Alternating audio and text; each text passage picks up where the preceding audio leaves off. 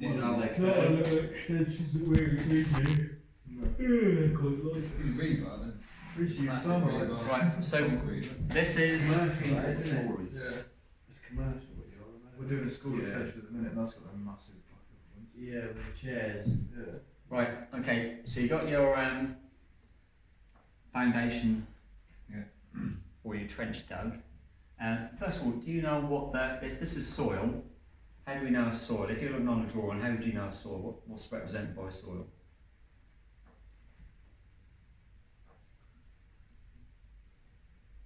Is that something that you've seen? Yeah. Hatchins for this is what we were all taught when we were students, and we have that. Okay, so now we know that's soil. Yeah.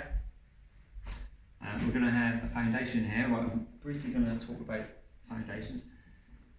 You would have your laser or your site level set up because you want to make sure that your level of your concrete is going to work out brickwork to your DBC, don't you? You don't want to just bung a load of concrete in and then you set this up and then you find all the way around your building you've got a cut about that big to get you up to the height you need to be when we finish floor level. So you would set this up, and what would you have set on site? Datum. You'll see it when you're watching that one. Okay, because that'll go through all of this bit, what we're now doing. So you have a site datum, put somewhere where it's not going to get knocked. Normally set at finished floor level. Yep. So all your heights, your staff and everything will be, you'll calculate however many courses you are to get that. So then you put your stake in, yeah? Whose concrete is footman's head? You have, you have, you have. Yeah. Good. Tony, have you concrete footman's before? Yeah, a couple of times. Right, now, when I was site manager, okay, this used to frustrate me. Does this frustrate you? When you have a Ready Creek come along and they've got their chute, okay, and their concrete is poured on there, what happens to your stakes? They disappeared, didn't They disappear. You all agree with that? they? Yeah. And even with your fucking wellies and shovel. Don't you stakes? What do you do? Put pins in the side of the trench all the way around and spray 'em. Derek used to do that, who I used to work with. And grounds work, well, I used to do grounds work years ago, boss used to do that. Yeah. Do you know what I do? We- This is what I... Sorry? Winger. But you all agree that if you use that, Jordan, have you seen that done? Have you been doing films? I've done them, but didn't really have a lot to do with it. But they didn't have stakes in the middle of them. But like I said, when these were poured, they used to, like I said, just cover them, and then you've got your shovel or you've got your rake and you're trying to find where it is, and while you're trying to find where it is, you've got more concrete going in, and that's just a nightmare. So like Hingham. That's how it used to be. Right, what I do is, because I use your fence pins, and with my laser level, I will put a piece of tape at my height. When your concrete is poured in, you never lose it because that's above where you want it. And if you take that on good enough and make sure that the bottom of your tape is what you're after, all you do is when you just sort of, there's my pin, you just rake round until you find your tape, move on to the next one. You never lose it, you got them there, you get that there, and then you give it a little tamper at the end, and then at the end, before it goes off, obviously you pull them all out, wash them, use them again. Definitely the best way to, I've found, of doing Seen it. that done before, no? So that for me is what I do. Pin, a little bit of tape, you never lose it, and you reuse them. That's really quick, because as soon as you've done one, you find, yep, happy to move on to the next one, just keep going around. Really, really good. Right, okay, so we've got to there. We've got that finished floor, so we're now going to brick up to what height? First of all, we're going to put a trench block round, because that's the trendy thing to do nowadays. Yeah. What is the hatching? First of all, for concrete. Little triangles and dots. Yeah.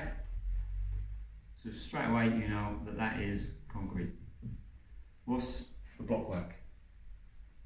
Me. The hatching. So when you look at a drawing, you know that that is block work. That's just line, isn't it? Lines like so. Yeah. Normally, like I said, if a single skin or 100mm, your block work would be like that. Yeah. Okay. So that's a trench block. So we're going to brick up to what height? Damp. Nope. Oversight. On the outside. It's done. This is the inside, isn't it? Because this is our reduced level. Underneath, you mean? Sorry, overleaf, yeah. Yeah, it's down, isn't it? It's down, isn't it? Not normally. That's what I always. Yeah, we do it You down. shouldn't do, because if you brick up to damp, you're going to brick up to there, aren't you? That's going to be face work there. This can be like block or brickwork or anything.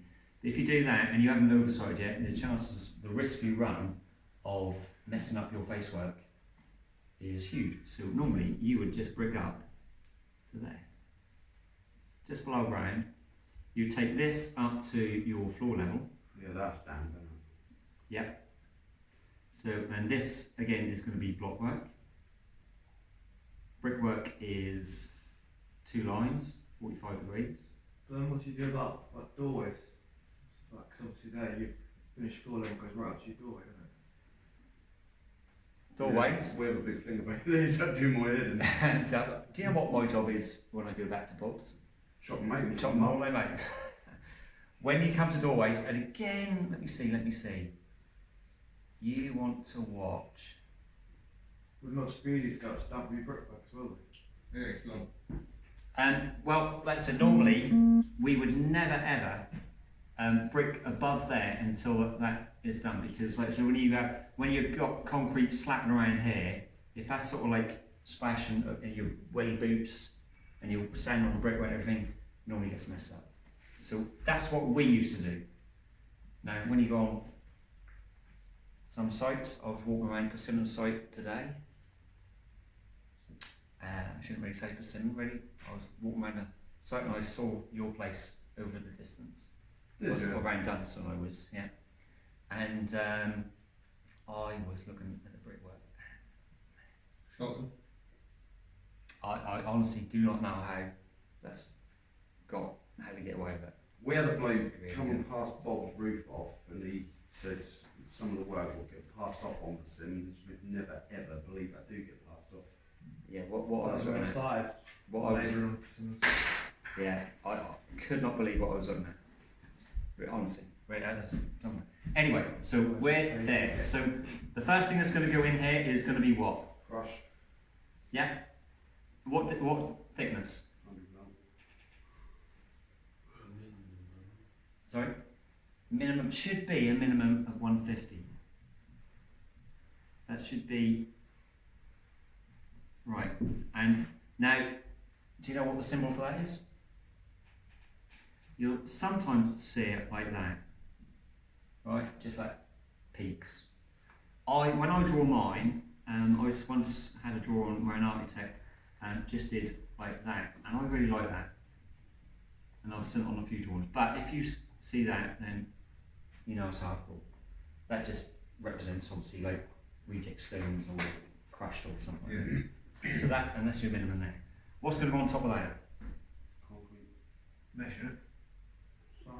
And well, first of all, you sometimes would blind that, okay? Yeah, with sharp thing. Yeah, sometimes you'd blind it, okay? And because there's different ways, there's no 100% way of doing this nowadays. Because what we used to do, we used to put the polythene on there. With polythene and then with concrete. Okay? That's what they do on Persimmon. So I've that's, seen people Celotex under like concrete as well, yeah, which I don't think that's the right way of doing it, because you've got more to heat up, isn't you? that's right, yeah. So this is, like I said, the polythene goes down. So it goes on blinding, and why is that blinding on top? Yeah, stop it getting punctured, yeah.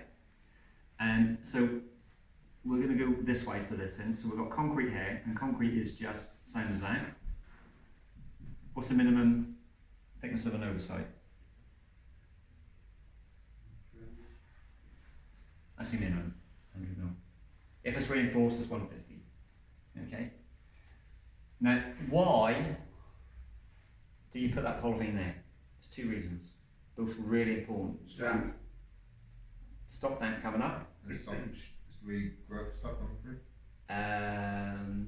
No, I would say that's another reason, but it's not the main reason. Two main reasons. Stop the concrete crumbling. How? Who said that?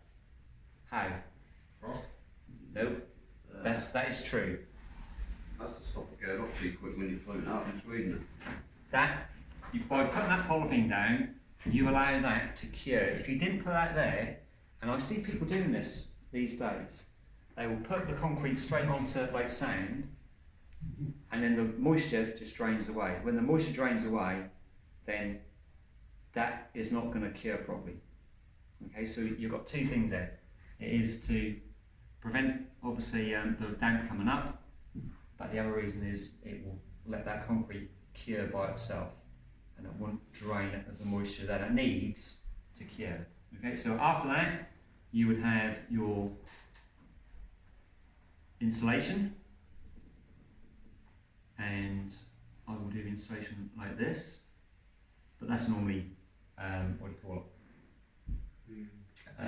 Like Celtex. foil stuff, not foil.